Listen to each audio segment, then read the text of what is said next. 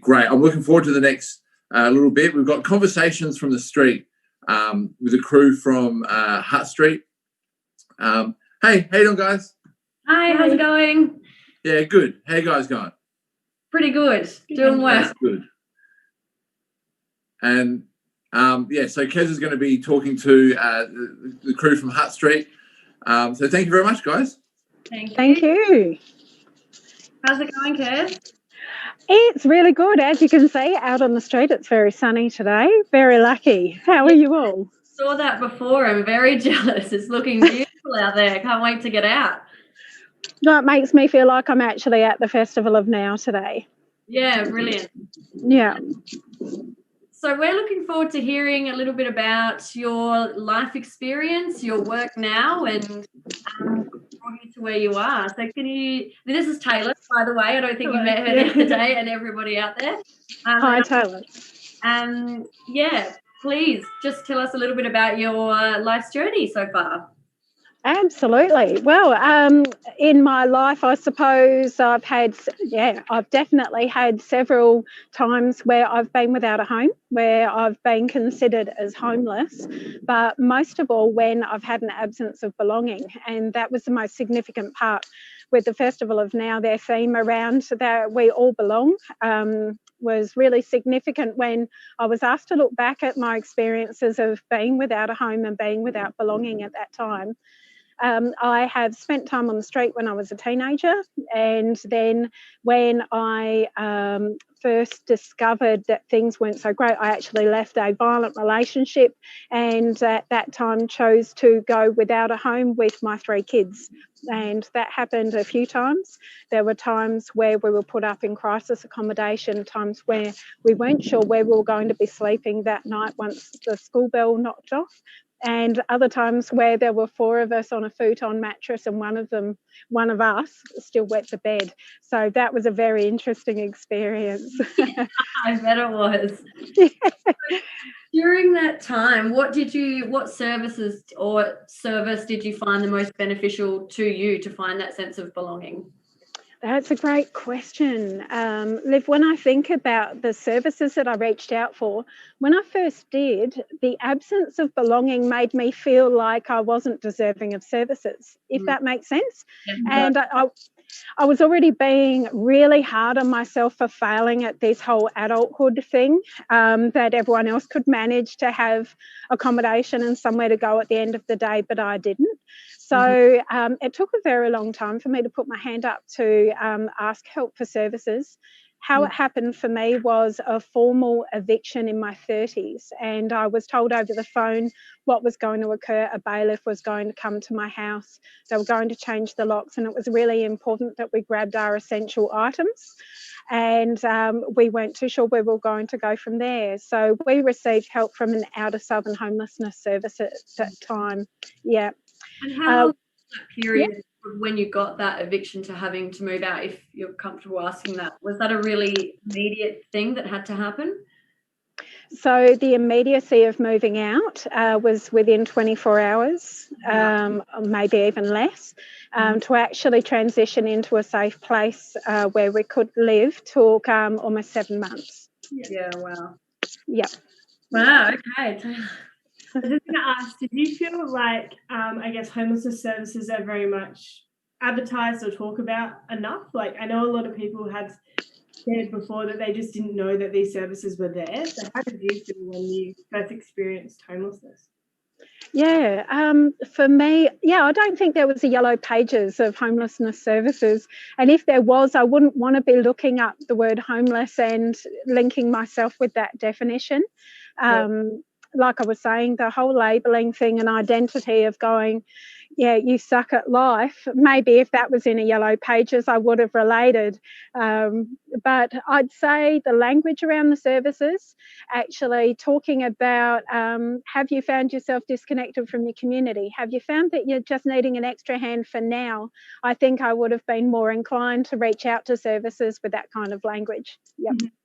Yeah, well, that kind of brings me on to another question that I wanted to get your opinion on, because I know it's a hot topic here at Hutt Street amongst the staff members. But what do you think can be worked on in terms of preventing homelessness as well as treating homelessness? So that preventative stage, like you were just touching on, what more do you think can be done in that space? Oh, gosh, yeah. When I look back at when things started to get wobbly, I think I'd really like to see a network or a community. I'd like to see my society still say, you belong. This is what we can provide. Not provide in the sense of we're going to give you charity, but because you're a valued community member, we will serve you in this way for the time that you need. I think that is what is needed. I think the conversation around belonging is what's needed to be addressed. I don't think we'd have an issue on housing shortage if our society actually accepted that sometimes we have really difficult times that leave us without housing. I don't think any of us would have to couch surf. I don't think any of us would have to sleep rough if it was viewed differently. I think in regards to systems, I'd really love to see the conversation change to general population that, especially with COVID, what a great example that your life can change, and it can change unexpectedly and outside of your scope of control. It won't change the fact that you're still going to feel like you suck at life and adulting isn't for you. So because unfortunately and hopefully adulting is for all of us. Yeah, that's it. So definitely around the language and the message, and also acceptance and belonging to be consistent. And that way, when people get wobbly, they don't have to fall off, where homelessness services then need to step in and sometimes start from day one with an individual or a family. Yeah. I think, yeah, it's a lot harder for everyone involved to see hope in that respect, because they were let to fall, almost like a consequence for their actions. Yeah. So you're doing some pretty amazing stuff now, we've been told. If you're happy to keep chatting for a sec, do you mind telling us what you do now and what your previous experience has added or away from what you're doing? Yeah, absolutely. Today, I'm fortunate enough to have gone rogue with a work partner. We created our own NDIS service based on humanity, connection, relationship, belonging, and it really works. That's the exciting part. We don't follow process blindly, we challenge. We have self-reflection, we have team reflection, and everything is co-designed with our community of people. We don't have clients, we have people we spend time with. We don't risk assess. We don't wait for people to fall down. We create responses to changing needs in safety.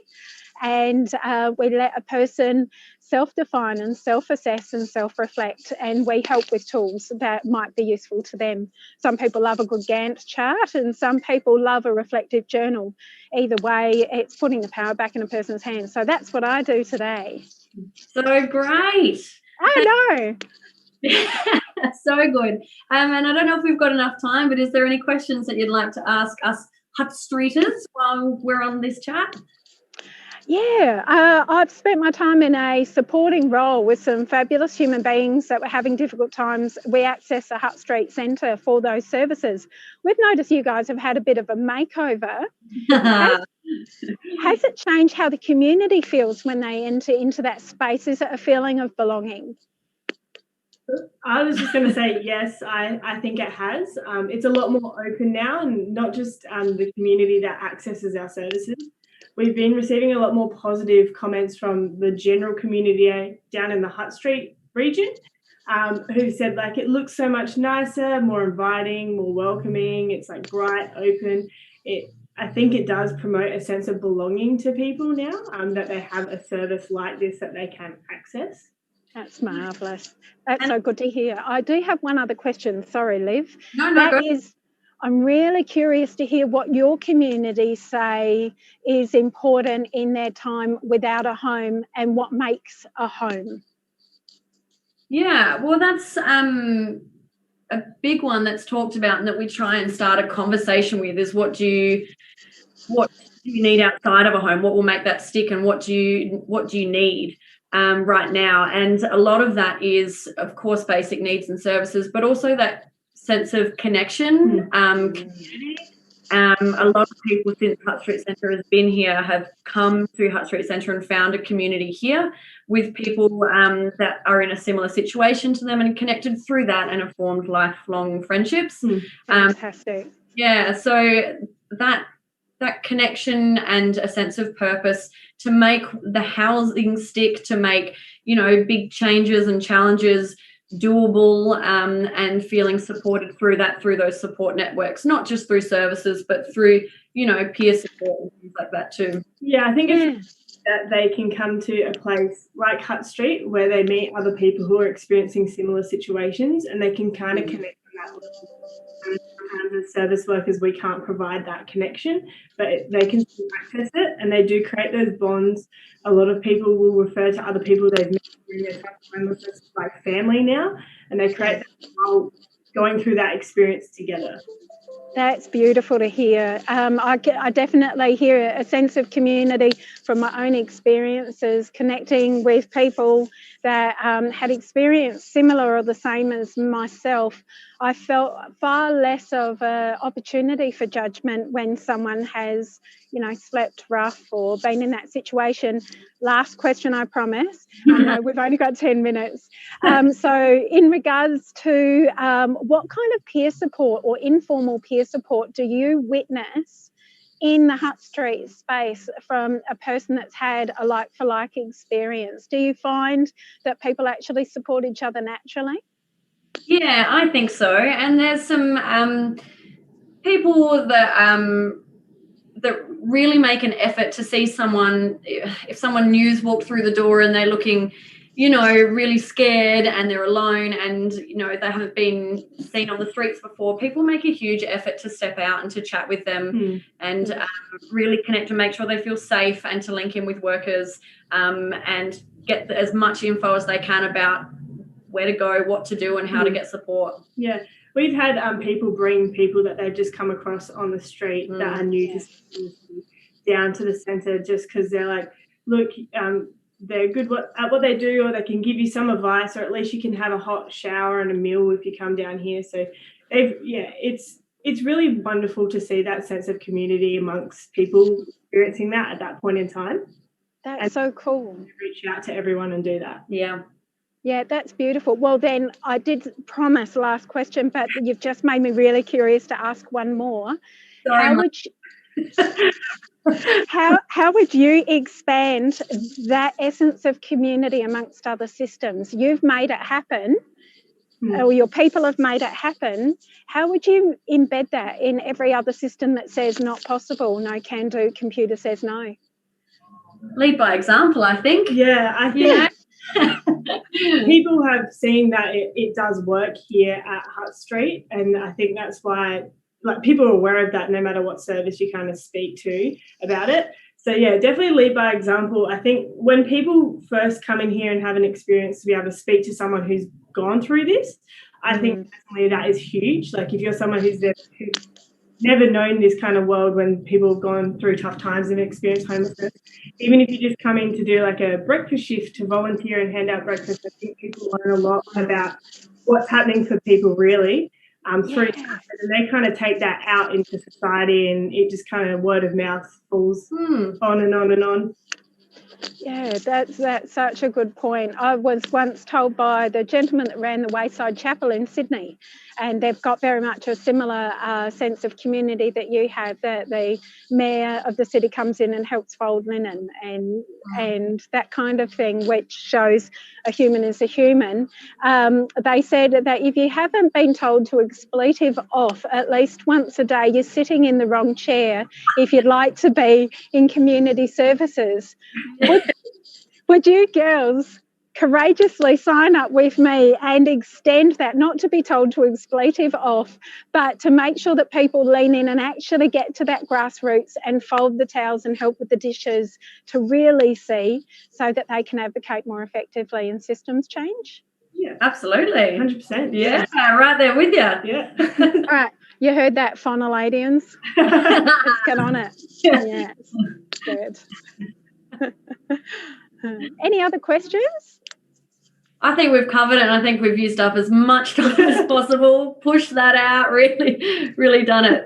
Thanks, Ken. Thank you so much. Thanks, Liv. Thank you. Nice to meet you. You too. Okay, thanks. Bye.